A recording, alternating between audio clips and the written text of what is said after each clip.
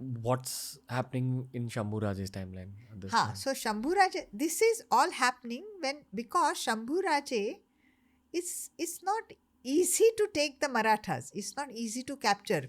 So Aurangzeb takes away these sultanates and he gets 7 to 8 crores of rupees that time. Now what he does? Why I told you this story? Now he comes to the Marathas and he starts bribing with that good money the fort commanders of Marathas and take over the forts by bribing. Okay, it's a dilemma. Now Shambhu Raje, what decision he has to take? And the Watandars who were subdued by Shivrai, Watandars were subdued and removed.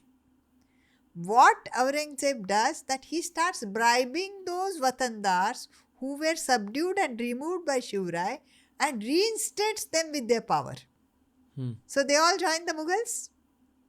So what Shambhu Raja has to do, he also has to reinstate those Watandars. It's the call of the time. Many times people say that Watandar powers were given by Shambhu Raja, the powers of Watandars, which Shivrai did not want to do. But it was the need of the time because Aurangzeb was bribing them. To keep them with the Marathas was very vital then. You see? So, another thing what happens is that what Aurangzeb tells Muazzam, that you take this 20,000 strong cavalry force and 2,000 elephants to the Konkan from the southern side, and from the northern side when Shahabuddin will come, and you go to Raigad and besiege it. What does Shambhu Raja do that time? He attacks the Portuguese at Goa. He attacks them. He says, we have to show something now that because Portuguese are helping the Mughal to get the grains and to get, because they have ports. And the grains and food all comes for the Mughals in Konkan from Surat. So he goes and he actually, what Shambhu Raja does, there are the ministers, Balaji Auji, who was the scribe, Annaji Datto, Moro Pingle, all are removed. Most of them are dead. Soirama is dead. Ram Raja is young. He has a new set of ministers. Balaji Auji's son, Khando Ballal, is very, very loyal to Shambhu Raja. Okay. Then this Moro Pingle, who was a Peshwa, his son Nilopant is the Peshwa of Shambhu Raja.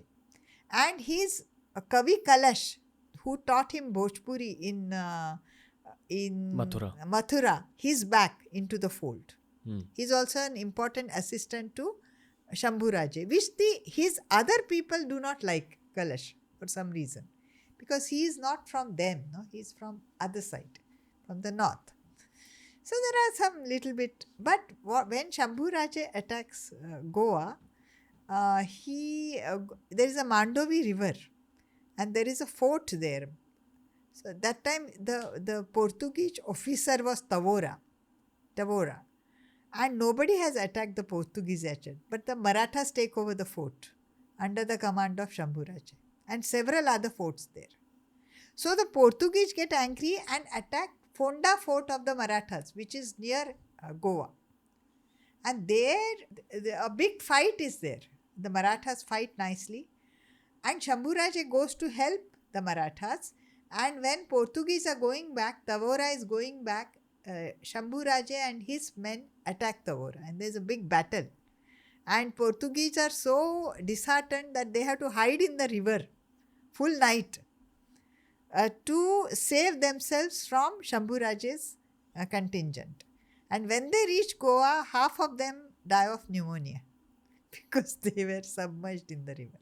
So that time Shambhu Raja is in Konkan because now he cannot do anything outside. The Mughals are there all over.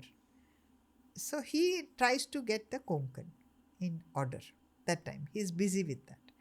That time when Muazzam comes to Konkan, Shambhuraje leaves uh, Portuguese area and goes back to Raigad. Okay, he goes back to Raigad. So, Muazzam is so arrogant, he writes to Portuguese people that because I have come, I have saved you from the Maratha attack because they are scared of us, so you pay us tribute. So the Portuguese get so angry with Muazzam that they say, now you watch, we will not allow any grains to reach you. Hmm. So when Muazzam is going through Konkan towards Raigad, people, they are starved. Horses start dying and elephants are starved. Each elephant needs so much food, and all the Portuguese do not allow all the grains to reach them. So Muazzam has to go back. He never reaches Raigad. He goes back, and while going back from Konkan through a ghat, mountain trail towards Belgaum, his entire cavalcade is attacked by anthrax, and most of his animals die, and he is left with only few hundred people, and he reaches Aurangabad. Anthrax. Yes. Wow.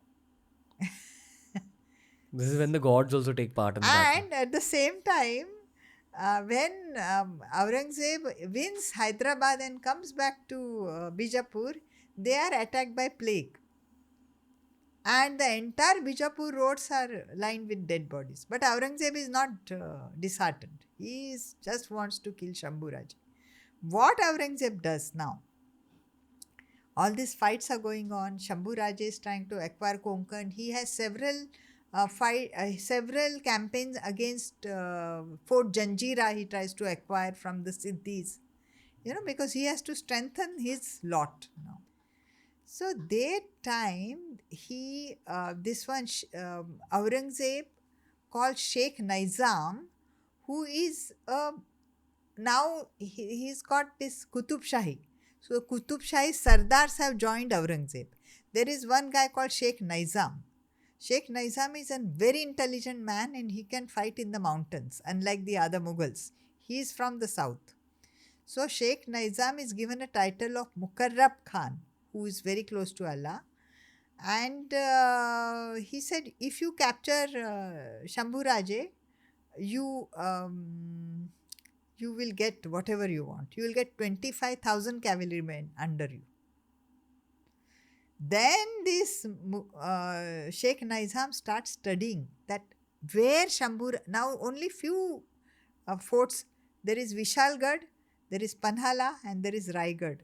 And between the area, Shambhuraje can move about. The rest is all acquired by the Mughals. The Mughal camps are all over the place. Only these three.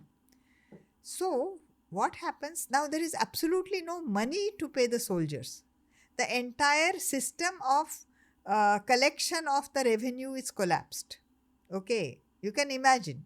And the soldiers are not paid. The money is direly needed. So Shambhuraje sends Kavi Kalash to Konkan to collect some money. Okay, but the Maratha Sardars there, they do not like Kavi Kalash. So they start attacking Kavi Kalash and drive him off to Vishalgarh. See, I told you, Kavi Kalash is not liked. So they drive him off to Vishalgarh. And Shambhuraje goes to Vishalgarh to save Kavi Kalash. From his own people. From his own people. And Sheikh Nizam of Mukarrab Khan knows about the whereabouts of. And then there is one place called Sangameshwar, the confluence of two rivers, Sangam. It's in the Konkan, and where the mountains are very high and the valleys are very deep. So Shambhuraje wants to be there, and Kavi Kalash wants to do Kali Puja to save the entire nation and save his Shambhuraje. He loves Shambhuraje like his own son. So there Mukarrab Khan attacks and he captures Shambhuraje at Sangameshwar. And then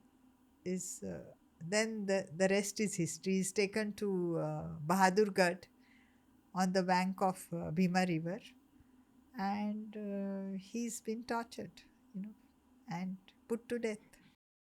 The first Aurangzeb, now people say, oh, Aurangzeb asked. See, now there is a difference. Sikandar Adil Shah surrendered. Abul Hassan surrendered, hoping that their lives will be saved. But they were kept in the dungeons. Aurangzeb never kept any promise to anybody. Okay. Now they were also Muslims, but no promises were kept. They were kept in the dungeons. The difference on the backdrop of Sikandar Adil Shah and Abul Hassan, Shambhu Raje behaved extremely differently, very differently. How? When Aurangzeb's finance manager, he comes and he tells, if you give us all the keys of your fort, bloodless transformation, giving, and if you tell us which Mughal Sardars helped you, we will save your life. He said, I will not save. I don't save my life. Kill me. That death, which was so different than Sikandar Adil Shah's death and so different than Abul Hassan's death, that particular death when Shambhu Raje died for his nation, that ignited the fire of patriotism in the hearts of every Maratha. Maybe a Brahmin, maybe a farmer, maybe a Kunbi, maybe an artisan, maybe a carpenter. Every Maratha heart was fired by only one thought, that Shambhu Raje's sacrifice should not. This was the biggest act what Shambhu Raje did and changed history.